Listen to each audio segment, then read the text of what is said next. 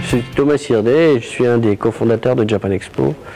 Aux côtés de Jean-François et Sandrine Dufour, on a fait l'événement en 2000 et moi je m'occupe plutôt de tout ce qui est marketing, développement.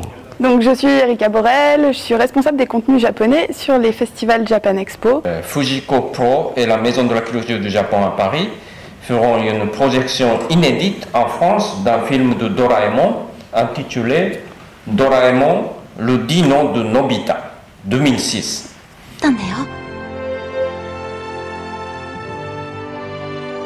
君がいるから頑張れる。映画ドラえもんのび太の恐竜2006。 Ça peut prendre plusieurs années en fait, si on prend en compte le début des discussions, par exemple pour avoir un invité d'honneur. Après concrètement, on travaille à peu près 1 an sur la programmation d'un salon comme Japan Expo Paris. Et là maintenant, tout est sur les rails, on est à fond. Et dans un mois, en juillet, là, on va avoir tout aux petits oignons pour tout le monde. Alors, on a très très beaux invités, dont un invité d'honneur manga qui est juste un monstre, qui est Tetsuhara. Donc on le connaît notamment pour Ken le Survivant.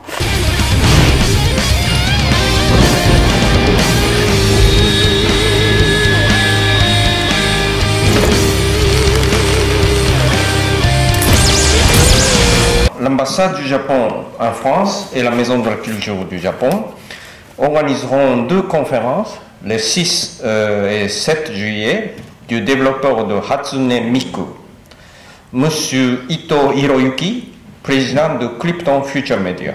Ensuite, Shoji Kawamori pour l'animé, donc c'est pareil, Robotech.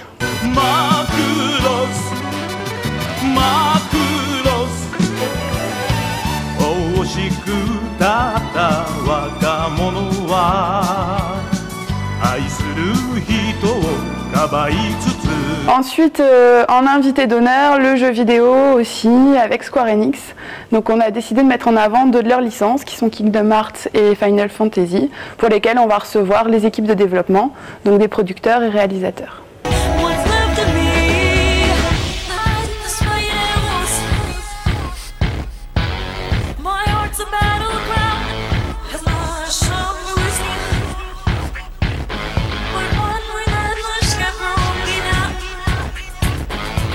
Alors, en termes d'évolution, d'une manière générale, on essaye de suivre un petit peu ce qui se passe au Japon et de représenter le plus fidèlement possible la culture pop japonaise, la culture actuelle en fait.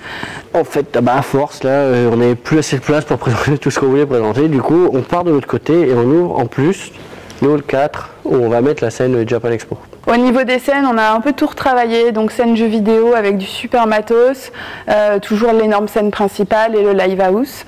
Donc ça, ce sont les évolutions physiques, j'ai envie de dire.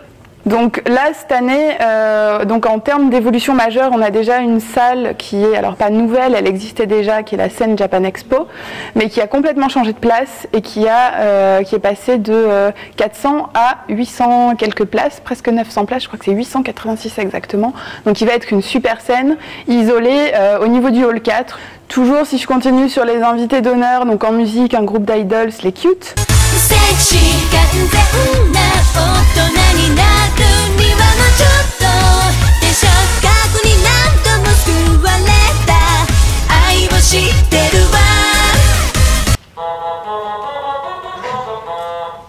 Open the mouth.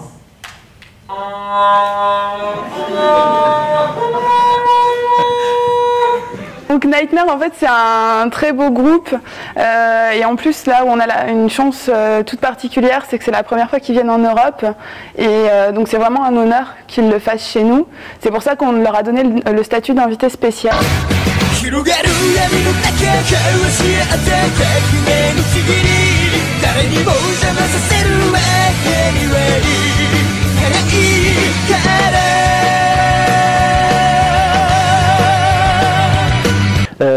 Donc il y a David Finch qui vient, il y a Salvatore qui vient aussi.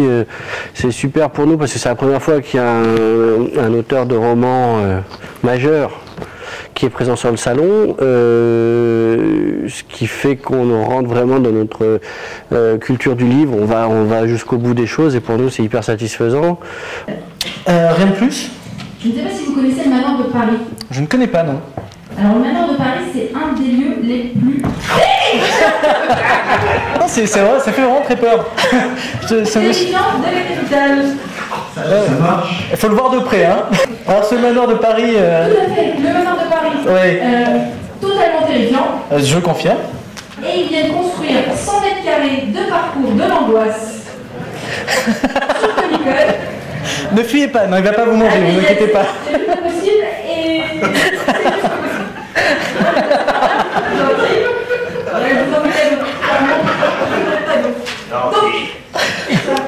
Alors Christelle, oui, 100 mètres carrés, interdit aux enfants.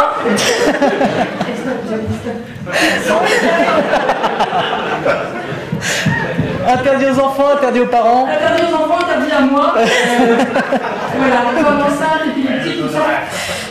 On a tout ce qu'on a annoncé sur les web-séries qui vont avoir lieu, notamment cette grande web-série Réunion où tous les acteurs de web-séries, tous les producteurs, les réalisateurs, tout ça vont se réunir et vont parler un peu du phénomène web-série. Toutes les annonces d'Hérocorp aussi, on a quand même Simon Astier qui est venu là pour préparer le public à tout ça. Pour le Comic-Con, on a 2 événements. On a un événement le jeudi, je peux le dire maintenant, hein. Ça fait du bien, la vache. Donc le jeudi, une sorte de rencontre qui va être ce qu'on n'a jamais réussi à faire parce que trop de monde, parce que trop de choses à signer, tout ça.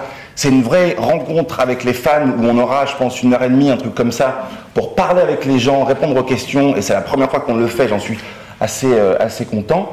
Et ensuite, samedi, gros événement avec, je sais pas quoi vous dire, tout ce qu'on peut vous montrer, on vous montrera en l'état, tout n'est pas encore terminé, mais il y aura, je crois, en gros 30 personnes de l'équipe, tous les comédiens, les dessinateurs, on aura des images inédites, on aura des choses à vous dévoiler, graphiques, plein de trucs. La convention Buffy qui va avoir lieu en parallèle de Comic-Con. Au programme de la Comic-Con, on tiendra une conférence où on vous présentera un petit peu tout l'envers du décor, la genèse du projet, tous les choix qu'on a effectués au niveau du gameplay, au niveau de la direction artistique, bien sûr, avec un petit making-of inédit. Entre autres, on aura également une exposition de concept art, une petite démonstration également de speed painting, une démo digitale où on élargira un petit peu la discussion pour ce qui est de la dimension direction artistique. Et comme le jeu sort cette semaine, ce vendredi, on a en exclusivité en avant-première, une petite vidéo, le dernier trailer du jeu.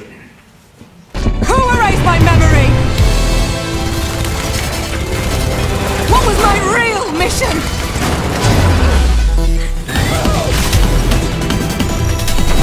Try to get around her!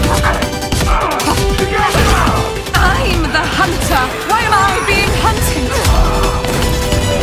On essaye toujours de mettre en avant des choses différentes d'une année sur l'autre. Là, cette année, on va avoir des énormes stands de présentation de culture traditionnelle avec plein d'activités, que ce soit du théâtre kabuki, des essayages d'armure de samouraï, des combats de ninja, mais des vrais combats de ninja avec des shurikens et tout. Donc voilà, ça c'est des choses qui sont nouvelles. On essaye vraiment chaque année de montrer du plus aux visiteurs qui nous est fidèle. Japan Moment. C'est un truc de fou, enfin, sur la culture traditionnelle, où ils ont pris 570 mètres carrés. Il va y avoir une super installation générale dessus, en forme de maison japonaise et tout. Et ils vont présenter énormément de choses, énormément d'items en fait, de la culture traditionnelle japonaise. Donc ça devrait valoir franchement le détour.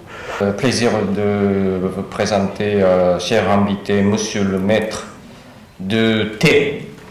Un grand maître de l'école Enshu pour faire une démonstration de cérémonie du thé. La cérémonie du thé de l'école Enshu, représentative de la cérémonie du thé pour les daimyons, c'est anciens seigneurs féodaux, est basée sur la notion de kirei sabi, autrement dit raffinement et sobriété.